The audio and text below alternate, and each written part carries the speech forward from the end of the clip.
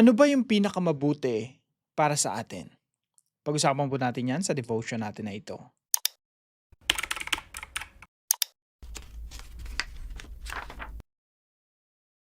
Magandang araw po sa bawat isa sa inyo. Welcome back to our 365 Daily Devotions Bible Characters Edition. Binabati ko po muna ng happy birthday si Eden Parani. Hello po sa inyo at nakikigalak po ako sa inyong kaarawan. Now, ngayong araw po ang pag-uusapan natin ay patungkol po kay Prophet Joel. So patungo na po tayo sa mga propeta. Bisitahin po muna natin yung ating timeline, no? So ito po yung timeline ng Biblia mula po kay Haring Saul at nung united pa yung kingdom from Saul, David to Solomon. Tapos nahati po yung kaharian ng Israel, Northern Kingdom and then Southern Kingdom. Yung Northern Kingdom po ang unang nagtapos noong 722 BC. Ito po ay winasak ng Assyria. At yung Southern Kingdom naman po ay hindi natalo ng Assyria. Ito po ay nagpatuloy hanggang ito'y nawasak o natalo. Yung templo nila ay winasak, pati yung city of Jerusalem ay winasak sa panahon ni Nebuchadnezzar na hari ng Babylon. So, sa panahon ng mga hari na yon, syempre mayroong mga propeta ang Diyos. May mga pinapadala ang Diyos para kausapin yung mga liderato ng Northern Kingdom or Southern Kingdom. So, ang pag-usapan po natin ngayon ay si Joel. Now, si Joel po, hindi po natin alam exactly kung kailan po siya nabuhay at wala ka naman kasi nakasulat sa aklat niya o dun sa prophecy niya kung kaninong hari siya nagpa-prophesy. Anong panahon yon. So, pwede po nating ilagay si Prophet Joel sa 800 BC hanggang 400 BC. So, mga 400 years at least within that time frame. Now, sino po ba si Prophet Joel?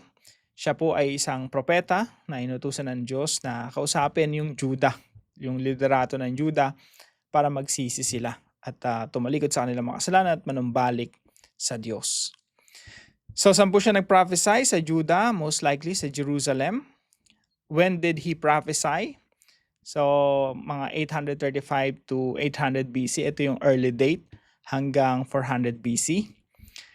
Tapos, ano po ba yung main message niya? Ano yung pinakamensahe? Tandaan natin, mga propeta ng Diyos, matatapang yan eh. Talagang kahit karamihan sa kanila, no? Binasa mo, talagang kahit buwis buhay, sasabihin nila yung mensahe ng Panginoon para doon sa isang bansa.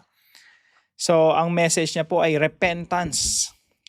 Magsisi, tumalikod sa mga kasalanan sapagkat parating na yung day of the Lord. Ano po ba yung day of the Lord? The day of the Lord, ang araw ng Panginoon. So, pag-usapan rin natin yan sa dive deeper natin. Ano yung day of the Lord? Ito po ay araw ng paghuhukom. So, pag binasa niyo po yung aklat ni Prophet Joel, makikita niyo po doon yung locust, message of repentance, day of the Lord, restoration, outpouring of the Holy Spirit. At pati yung mga New Testament writers, ginagamit rin yung Book of Joel. So, dumako po tayo sa ating devotion ngayong araw. Tingnan po natin yung mga unang talata ng aklat na ito. So sabi po rito sa Joel chapter 1, the word of the Lord that came to Joel, the son of Pethuel. Tapos meron pong prophecy ng invasion of locust. Ano po ba yung locust? Yung locust po, ito po ay balang. Hindi tikbalang, balang, no? Yung malalaking, nakakita na ako nito dati sa probinsya namin. Sobrang dami talaga nila, yung umiitim yung langit, no? Tapos kakainin nila lahat ng berde, dahon, palay, dahon ng kahit anong dahon, uubusin itong mga balang na to.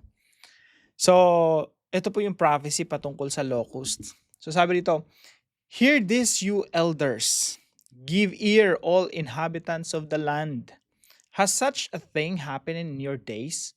Nakita na ba kayong ganitong klaseng pangyayari? Or in the days of your fathers? Tell your children of it, and let your children tell their children, and their children to another generation. Ito, grabe tong mangyayari na ito, sabi ni Prophet Joel.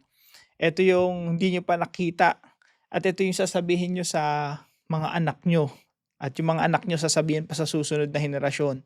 na kami na experience na parang yung COVID-19 lang, no? Ah, someday ibabahagi lang natin yun, share lang natin yun sa mga anak natin, apo natin, na mga nakaranas nun. Kasi ang dami siguro sa atin dito na nanonood sa mga devotions natin ay nawalan ng membro ng pamilya because of COVID-19. So, sa kanila, ang tumamang pinakasalot na tumama sa kanila ay yung locust. So sabi po rito sa verse 4, what the cutting locust left, the swarming locust has eaten. What the swarming locust left, the hopping locust has eaten. And what the hopping locust left, the destroying locust has eaten. So sunod-sunod po ito. Pag tinignan niyo po sa Hebrew, ganito po talaga eh. Sa translation kasi sa Tagalog, parang hindi masyadong nabibigyan ng pansin. So ito po yung mas literal sa ang Biblia 2001. Ang iniwan ng nangangat-ngat na balang ay kinain ng kuyog na balang. So parang sa isip ng mga tao, sunod-sunod ito. May isang batch na mga balang, pinagpuputol yung mga para kasing yun ang cutting locust eh. Tapos siguro yung mga dahon-dahon, mga tangkay-tangkay, pinagpuputol, halos maubos na, tapos may another batch na naman, tapos another batch na naman, tapos another batch na naman, hanggang sa totally wala nang makitang mga halaman at berde at magkakaroon na nito ng malawakang tagutom. So, ano po yung katuruan natin ngayong araw? Pag binasa niyo po si Prophet Joel, itong locust na to galing sa Panginoon. Kaya ito po yung mga katuruan natin ngayong araw. Number 1 po, God sends locust to a stiff-necked people. Ang Diyos po nagpapadala ng locust. Kagaya nito, marami pa pong interpretation dyan, lalo na sa chapter 2. Meron pang army. Army naman yung tinutukoy, mga tao na parang mga locust sa sobrang dami. Nasasalakayan yung Judah. So, pag binasa niyo po si Prophet Joel, sinasabi ron na ito, army to ng Panginoon. Pati itong mga locust na to, kung literal man to, no, galing to sa Panginoon. And what is the purpose? Anong purpose ng Diyos? Ba't nagpapadala ng salot? God sends locusts to a stiff-necked people. Ano ba yung mga stiff-necked? Yung may stiff neck na mga tao na kinakalabit mo ayaw lumingon.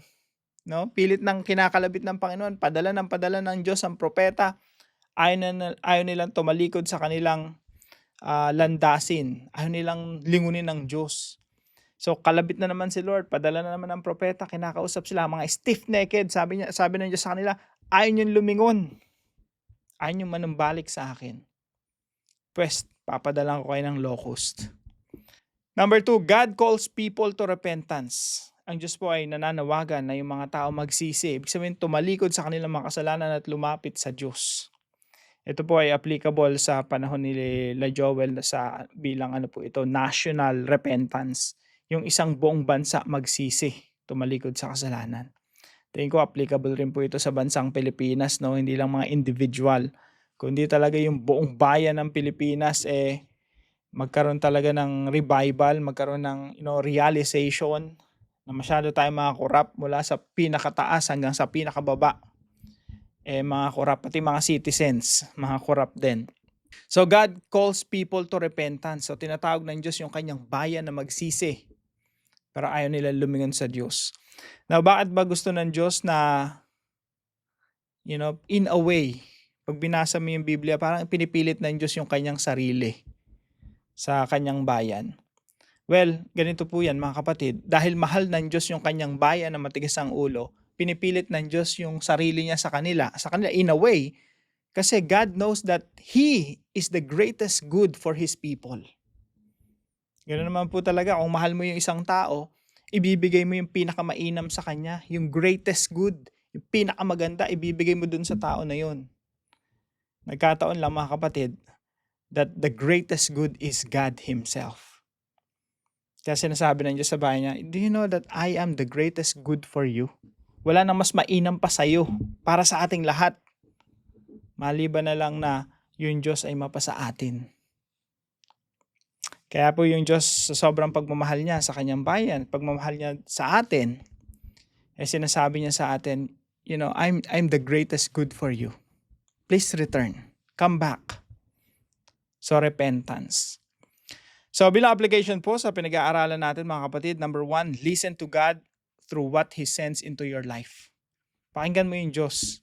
Paano mo papakinggan yung Diyos? Tingnan mo kung ano yung mga binigay niya sa'yo. Pinadala niya sa'yo. Minsan papadala ka ng Diyos ng problema. No? Pag masyado tayong stiff-necked, ayaw natin lumingon sa Panginoon, okay, bigyan tayo ng problema, eto sigurado lilingon ka na. Kasi maraming pagkakataon sa buhay natin na pag easy lang yung problema, kaya nating solvein, hindi na tayo lumalapit sa Panginoon, no? Pero pag nakita ng Diyos, ayaw lumingon nito bigyan ko nga ng mas matindi pa.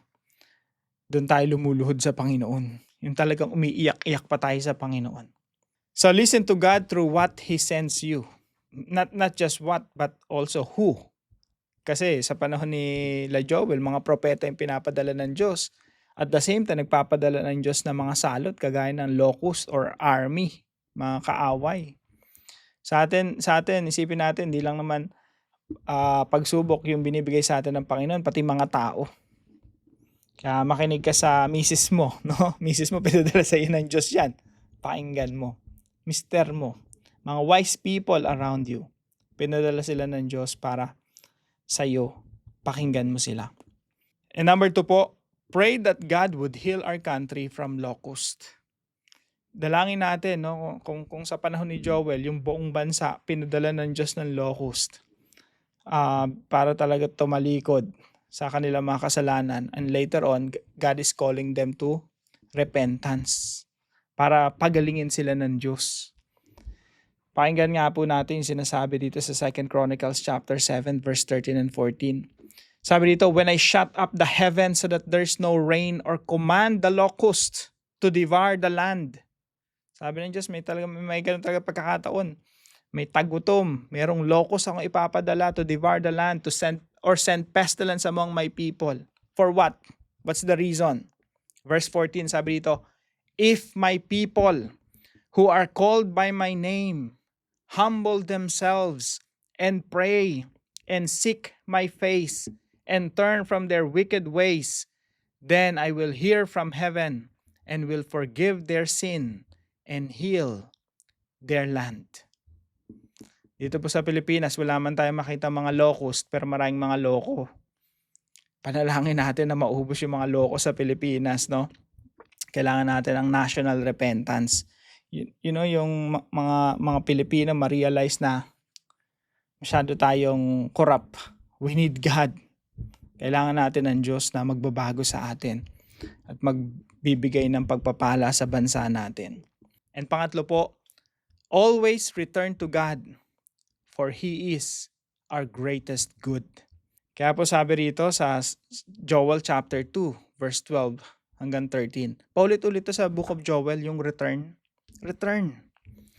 Yet even now declares the Lord, return to me with all your heart. Bumalik kayo sa akin ng buong puso. With fasting, with weeping, and with mourning. And rend your hearts and not your garments. Return to the Lord your God. Pag-usapan natin ito sa susunod, no, kung madadaanan pa natin ito. Pero yung rend your hearts dito and not your garments, ano ibig sabihin nito? Noong unang panahon kasi, pinupunit yung damit. Pag meron kang grief, nakakaramdam ka ng, let's say, nakokonsensya ka or something appalling, pinupunit yung damit. Pero sabi ng Diyos, wag damit punitin mo, walang kabuluhan yan. Punitin mo yung puso mo. Puso yung punitin mo sa harapan ng Panginoon. Para mapakita mo sa Lord, nagsisisi na talaga ako. I'll return to you. Para po sa ating discussion, in what ways can suffering draw us closer to God? Para po sa ating dive deeper, pag-usapan natin, ano ba yung Day of the Lord? Bakit paulit-ulit ito binabanggit sa Book of Joel? And when is the Day of the Lord? Hanggang sa New Testament po yan, laging merong Day of the Lord. Ano ba ibig sabihin yan? Pag-usapan po natin yan sa ating mga dive deeper video at tayo po yung manalangin. Heavenly Father, thank you for your holy wisdom and faithful love. Forgive us for ignoring your voice and trusting ourselves. Help us listen carefully to you through every circumstance you send. We pray for our nation. Remove the locust of sin, corruption, injustice, and spiritual blindness. Grant through repentance and healing. Above all, draw us back to yourself. Teach us that you alone are our greatest good, joy, and hope. Keep us faithful to Christ until the end. In Jesus' name we pray. Amen and amen. Maraming salamat po kay Brother Josepino na partner po natin sa devotion natin na ito. At kung kayo po ay may natutunan, ipalam nyo lang po sa comment section right below this video. And please don't forget to share this devotion to your family and friends. See you po tomorrow 5 a.m. dito po sa ating Daily Devotions.